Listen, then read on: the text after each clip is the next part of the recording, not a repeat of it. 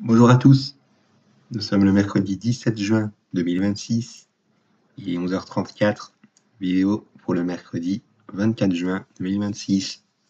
Aujourd'hui c'est la 86e archive de MotoGP avec le Grand Prix Moto de Grande-Bretagne 2003.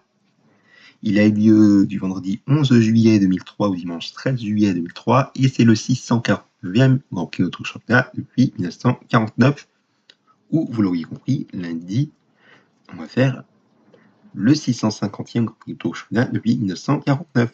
Mais bon, on n'en est pas encore là.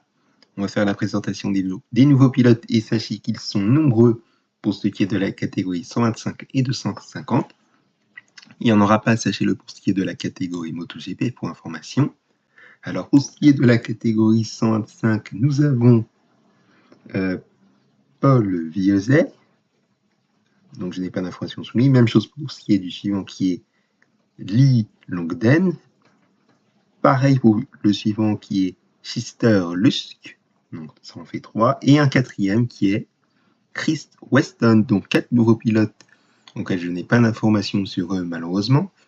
Et pour ce qui est des wildcards et des remplaçants, alors, vous allez me dire, est-ce que ces nouveaux pilotes figurent parmi l'une des wildcards? Vous allez me dire dans les commentaires. Eh bien, effectivement, il y a bien évidemment Lee Longden, Chris Weston, Schuster Lusk et Paul Vieuxet, auquel s'ajoute Mid Smart. Donc 5 wildcards. Et nous avons un seul remplaçant qui est Ismael Ortega qui remplace Chris Martin ou Martin. Donc voilà, on va passer aux résultats de la première séance d'essai libre comme vous en avez l'habitude. Et vous retrouverez bien évidemment dans le commentaire épinglé les positions de... je n'arrête pas de le dire, mais je le dis quand même pour ceux et celles et ceux qui ont oublié. Alors, et bien évidemment, vous allez me dire, qui sont-ils? Synapse géant de la moto, pour ceux qui ont oublié, même si vous le savez.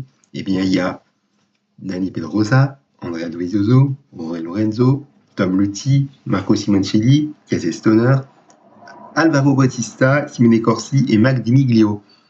Donc voilà, je vous laisse regarder les résultats de la première séance des films en faisant pause.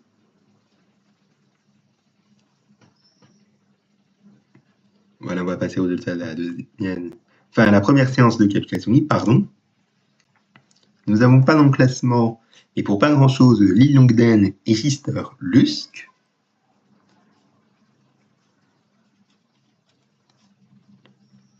Voilà, donc on passe donc au résultat de la deuxième séance d'essai, ce que j'ai failli dire.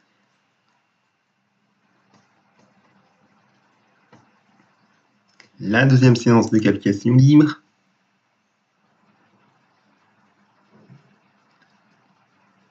Le warm-up juste avant la course.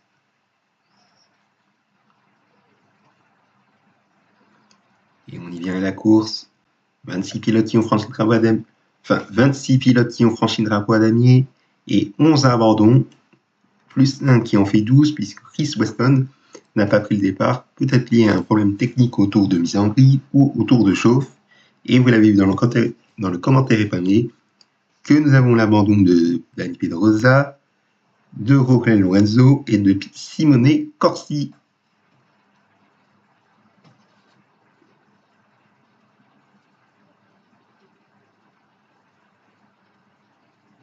Voilà, je vous ai laissé 10 secondes pour regarder le nom des pilotes qui ont franchi la voie damier et le nom des abandons. Voici les informations de la course. Et voyez que la raison de Simone Corsi est liée à une chute. Même chose aussi pour Dani Pedrosa et pour Jorge Lorenzo, qui est lié même à un accrochage avec Max Sabatani. Mais je vous rassure que Dani Pedrosa, au moment de sa chute, il était OK. Et à noter que vous le voyez que Tom Luthi a aussi chuté, mais il a pu repartir.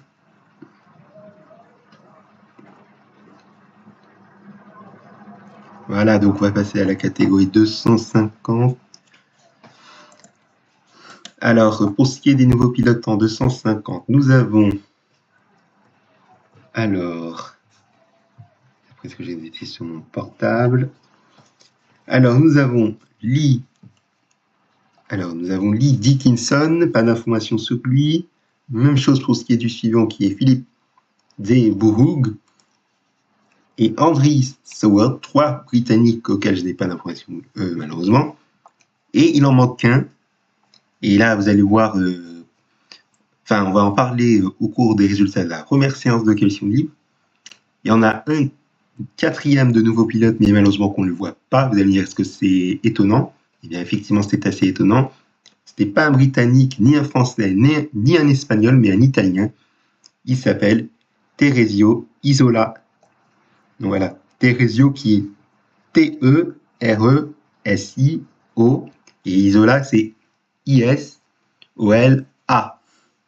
Donc voilà, pour ce qui est des wildcards des remplaçants, et bien évidemment qu'auquel nous avons les trois nouveaux pilotes que je vous ai dit il y a quelques instants, auxquels s'ajoute Jay Wilson ou Jason Wilson, comme vous voulez.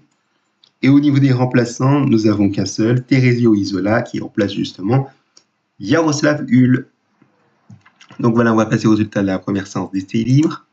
Comme je vous l'ai dit, on a bien la preuve que Teresio Isola est bien présent alors qu'il n'est pas présent sur le Wikipédia italien. Et je vais vous dire à l'oral, bien évidemment, la position de Randy de Pugnet. Pour cette première séance d'essai libre, il est 6e.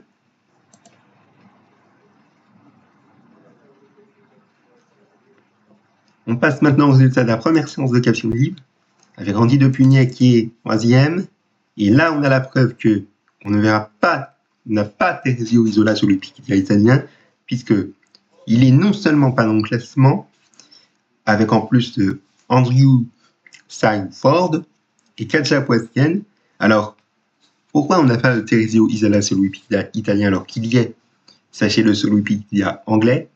Eh bien, tout simplement, c'est qu'on ne le verra pas non plus, sachez-le, pour la journée du samedi et du dimanche, mais qu'il a été disqualifié du Grand Prix après qu'il y ait un drapeau noir agité par la direction de course. Que je vais traduire cela en français. Voilà. Et donc, vous allez me dire pour quelle raison Teresio Isola a été disqualifié du Grand Prix à partir du samedi.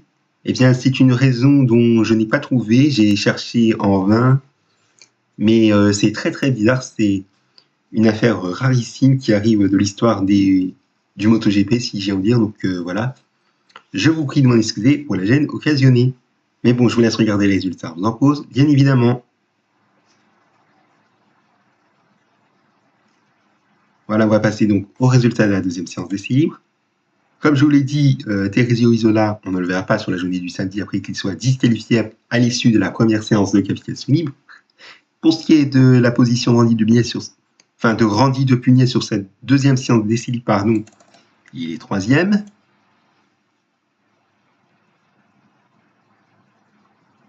On passe maintenant au résultat de la deuxième séance de qualification libre. 4e pour Randy de Pugnet. Ah, je me suis trompé, voilà. Nous avons une nouvelle fois pas d'emplacement Andrew Seiford. Et malheureusement, si c'était déjà le cas à la première séance de qualification libre, on ne le verra pas pour ce qui est de la course.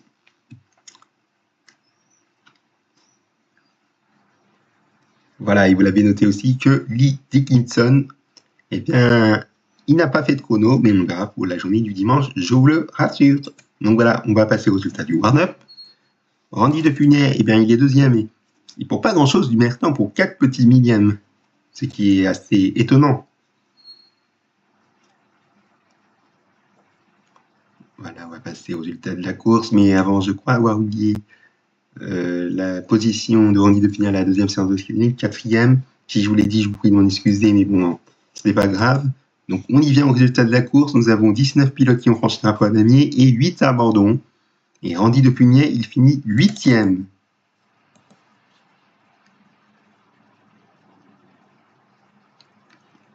Voilà, donc on va passer au détail des abandons. Enfin, des informations de la course, par contre, décidément que je n'arrête pas de me tromper. Je ne sais pas si je l'ai fait à un moment sur les Grands Prix de la semaine dernière, mais également sur l'archive de lundi, après ce que je vous ai dit dans la vidéo du 12 juin, mais bon, c'était pas grave si je l'ai dit, les détails des abandons, mais c'est bien les informations de la course, donc voilà. Je vous laisse regarder le détail des abandons en faisant pause, bien évidemment, excusez-moi encore pour le petit bafouillement.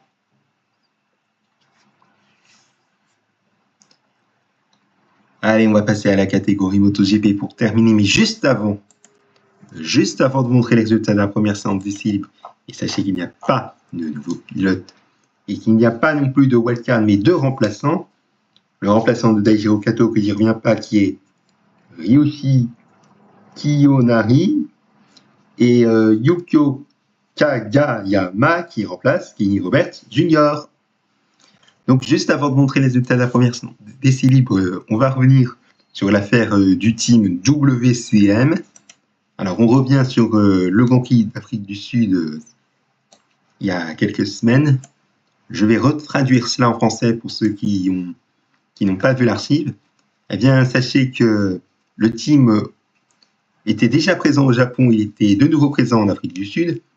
Le team était présent avec une nouvelle moto, mais souvenez-vous que le moteur de cette même machine, enfin même moto qui est pas voiture, a été jugé comme une commission, enfin il a été jugé par une commission spéciale comme un dérivé de la Yamaha YZF-R1, et ainsi, compte tenu de l'interdiction de courir dans le championnat du monde avec des moteurs issus de la production, l'équipe a été exclue de la course et la disqualification a été confirmée en appel.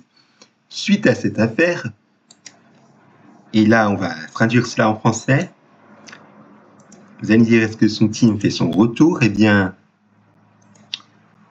le team a repris son départ après être disqualifié en début de saison pour des irrégularités sur sa moto.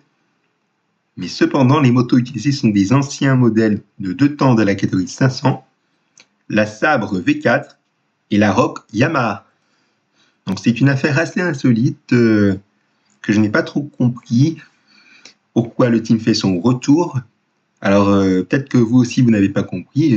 Si vous avez compris cette affaire, ben je vous remercie quand même. Mais bon, on va passer aux résultats de la première séance d'essai libre, s'il vous plaît bien, et je vous dis à l'oral la position de Valentino Rossi, meilleur temps, réalisé en 1 minute 32 secondes 129 millièmes, tandis qu'il y a aussi les deux géants de la moto de la MotoGP qui ont roulé uniquement sur cette catégorie. Vous le savez, Colin Edwards qui est 5e, et Nick Hayden, je me suis trompé, 7e.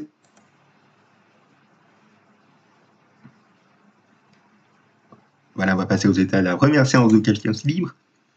Meilleur temps pour Valentino Rossi, une nouvelle fois, en 1 minute 31 secondes 196 millièmes. Colin Edwards, 8e. Et Nicky Hayden, 12e.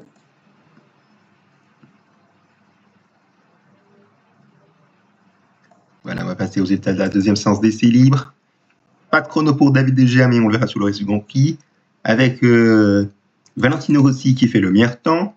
Enfin non, le 6e temps, pardon, et d'autant plus qu'il a fait son chrono dans les premiers tours, ce qui est assez surprenant. Colin Edwards est juste devant l'Italien, qui est 5e, comme vous pouvez le constater. Et quant à Nicky Hayden, il finit 10e. Je me suis trompé, décidément.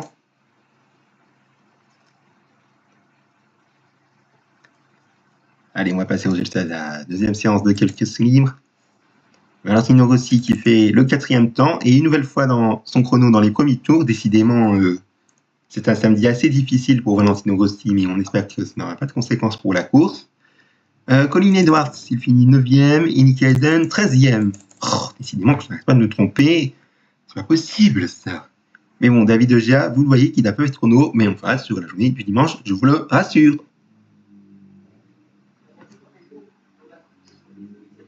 Et on y vient sur la journée du dimanche avec le warm-up, avec Valentino Rossi, meilleur temps. Non, 3e temps, décidément, je n'arrête pas de me tromper, mais avec la chaleur qu'il fait au jour où je tourne cette vidéo, ce n'est pas facile d'être bien concentré. Colin Edwards, il est 5e, et entre les deux, entre le 3e et le 5e, eh bien, il y a Nicky Hayden. Donc les 3 géants de la catégorie MotoGP sont tous les 3 ensemble, 3e, 4e et 5e, même si c'est un peu dans le désordre, si j'ai envie de dire. Donc voilà, Valentino Rossi, 3e, 5e pour Colin Edwards et 4e pour Nicky Hayden.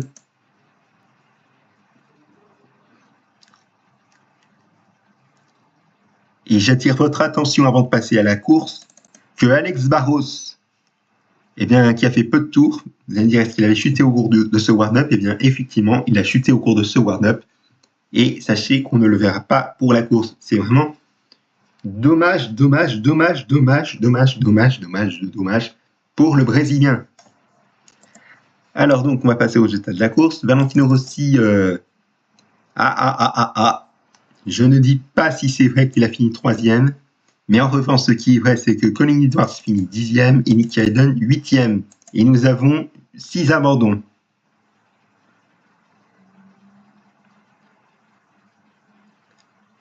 Voilà, on va passer aux informations de la course.